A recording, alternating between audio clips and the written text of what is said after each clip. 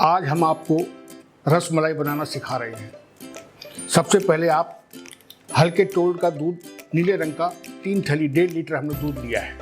हमने अब गैस पर गर्म दूध रखने को रख दिया है।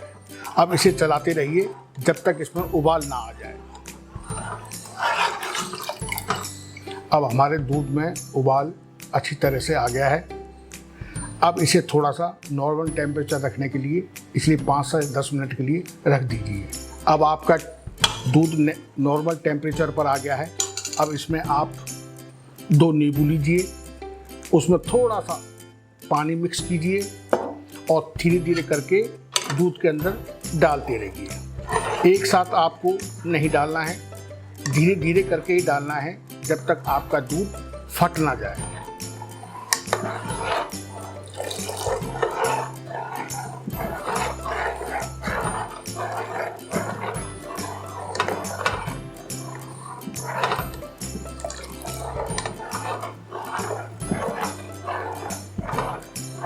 थोड़ा थोड़ा चलाते रहिए बीच में।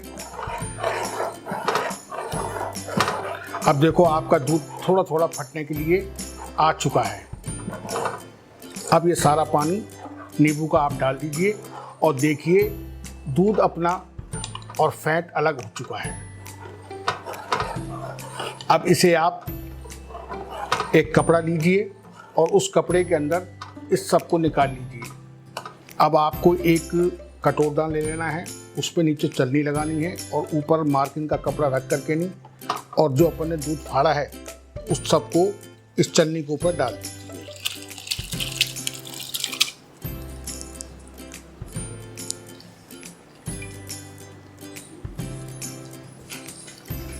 थोड़ा थोड़ा करके इसको इस तरफ से निचोड़ लीजिए ताकि जो पानी है अपना और वो सब निकल जाए।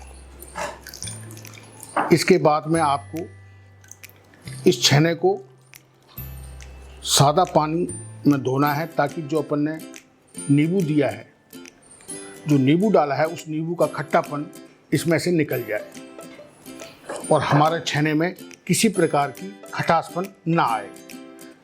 इस तरह से लीजिए आप और इसको आप निचोड़ दीजिए।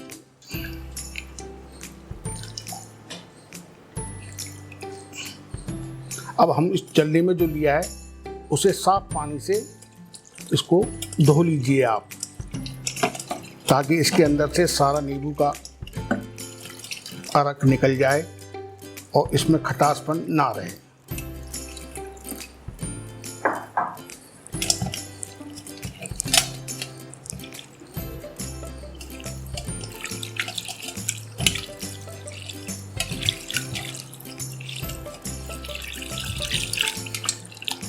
अब चलनी में सभी तरह से अपन ने धो करके रेडी कर दिया है। अब इसे आप कम से कम भी 15 मिनट के लिए किसी खूंटी पे टांग दीजिए ताकि इसका सारा पानी निकल जाए। अब हमारा छेना पानी निकलने के बाद इस तरह का हो जाता है। अब इसमें आप थोड़ा सा अरारोट का आटा, तकरीबन 1 चम्मच डाल दीजिए और अब इसे आप जब तक मैश करते रहिए तब तक ये अपनी चिकनाहट नहीं छोड़ दे। जब तक आप इसको मैश करोगे तो आपके हाथों में चिकनाहट सी आ जाएगी, तब आप समझ जाइए कि हमारा छेना हर तरीके से तैयार हो चुका है।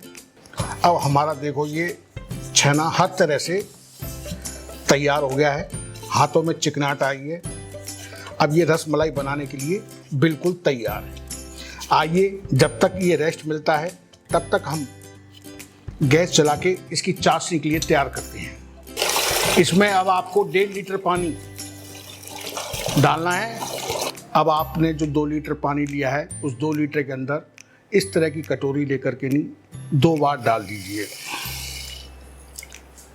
और जब तक ये खदक के रेडी ना हो जाए तब तक आप रसमलाई के लिए वो तैयार करते रहिए।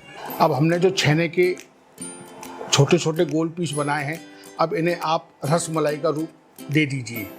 इस तरह से आपको दबाना है और जो साइड की आपकी ब्रेकेज होती है उन ब्रेकेजों को धीरे धीरे इस तरह से दबाना है और इसको ये तैयार आपकी रसमलाई हो गई है। इसी तरह सभी को इसी तरह से बनाना है आपको, शेप दे करके। उस साइड में जो रह जाता है ना, उसी को क्रैक जो आता है, क्रैक नहीं रहना चाहिए। इसको गोलाई आकार दे दीजिए और इस तरह से छेने को बना लीजिए। ये हमारी रसमलाई बनके तैयार है। अब रसमलाइयों को उबलता हुआ पानी, इस तरह चाशनी अपनी होनी चाहिए, इसमें एक एक करके इन सभी को डाल दीजिए और इन्हें जब तक उबलते रहना चाहिए जब तक ये तैर के ऊपर ना आ जाए।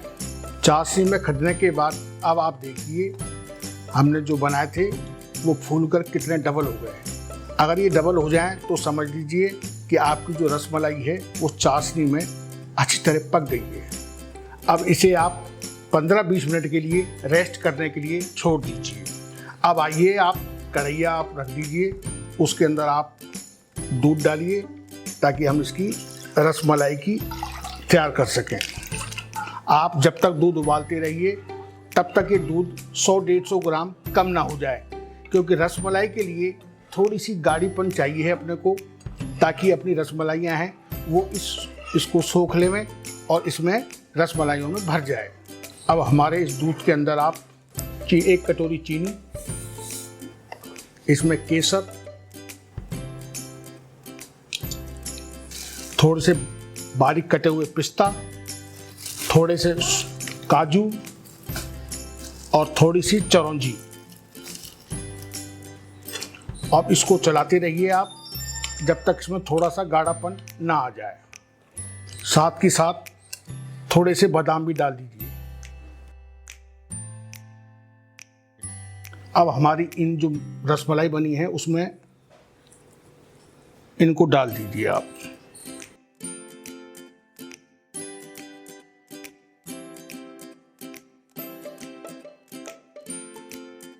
और पिसी हुई इलायची। अब इन्हें आप फ्रिज के अंदर करीबन 3 घंटे के लिए रख दीजिए। अब आपकी 3 घंटे के बाद में रसमलाई बनके तैयार है। इसी आप